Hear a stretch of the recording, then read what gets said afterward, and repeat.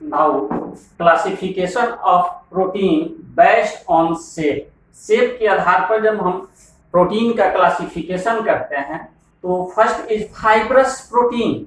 Fibrous protein means appear like long thin fibre. ये जो होता है लॉन्ग बहुत बड़ा और थीन बहुत पतला फाइबर के जैसा इसका स्ट्रक्चर दिखता है। जैसे इसका एग्जांपल है केराटिन और मायोसिन।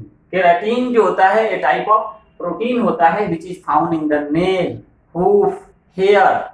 ये हेयर में, नेल में, हूफ में ये जो प्रोटीन होता है वो केराटिन होता है।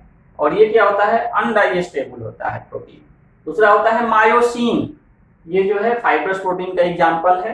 और ये मायोसिन प्रोटीन जो होता है ये कहाँ, हमारे मसल्स में होता है ये protein. Second is globular protein.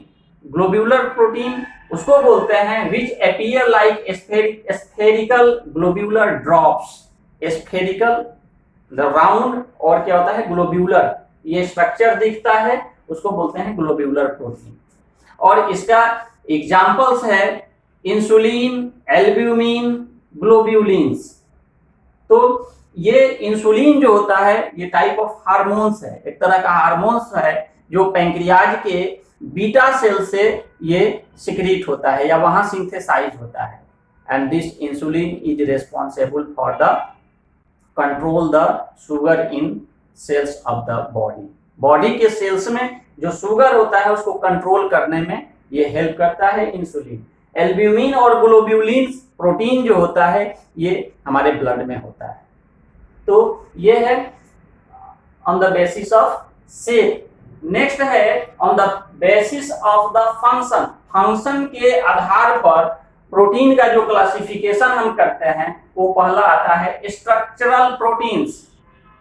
तो स्ट्रक्चरल प्रोटीन्स का मतलब होता है which provide the structure to the cells in body और ऑर्गेनिज्म। किसी बॉडी और ऑर्गेनिज्म में स्ट्रक्चर प्रोटीन का काम है कि स्ट्रक्चर को प्रोवाइड करना। इसमें कोलेजन आता है और कोलेजन जो होता है ये हमारे बोन में होता है, टेंडोन में होता है।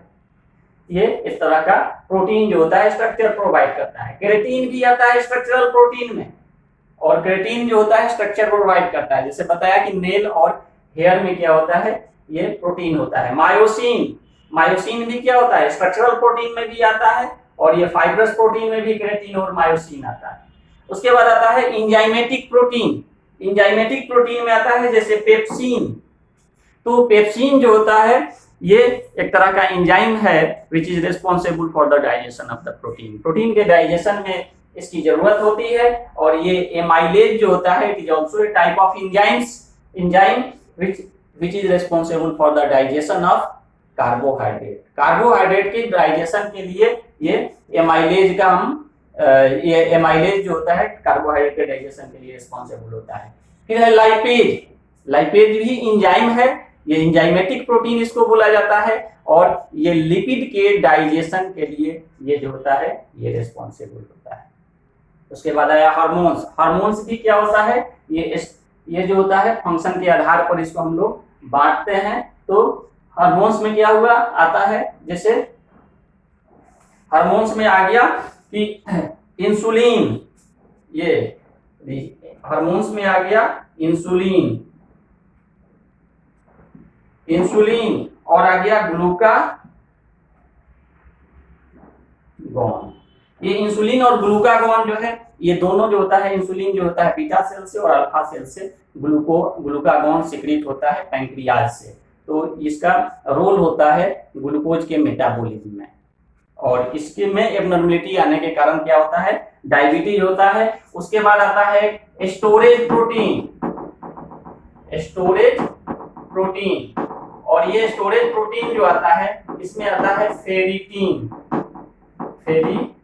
आता है। फेरिटीन हो गया कि आरबीसी, हम जानते हैं कि आरबीसी जो है वो कंटेन करता है हीमोग्लोबिन को।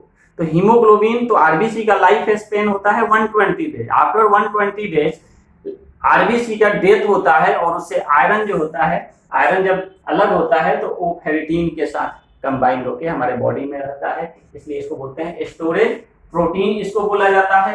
और फिर इसमें फंक्शन के आधार पर देखते हैं, दूसरा है प्रोटेक्टिव, इसमें आता है एंटीबॉडी। एंटीबॉडी जो होता है प्रोटेक्टिव प्रोटीन्स होता है, और एंटीबॉडी को इम्यूनोग्लोब्यूलिन भी बोला जाता है, यानी ये बोल सकते हैं एंटीबॉडी ऑल्सो कॉल्ड इम्यूनोग्लोब्यूलिन। और ये इम्यूनोग्लोब्यूलिन जो होता है ये 5 टाइप्स का होता है। 5 टाइप क्या होता है immunoglobulin? M, G, A, D और E। ये एंटीबॉडी जो होता है हमारे बॉडी को प्रोटेक्ट करता है।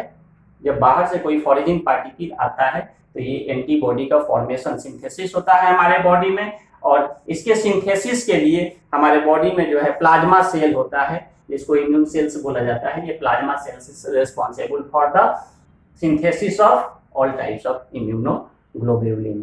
तो ये हो गया on the basis of function के आधार पर हम लोगों ने देखा इसका क्लासिफिकेशन प्रोटीन का।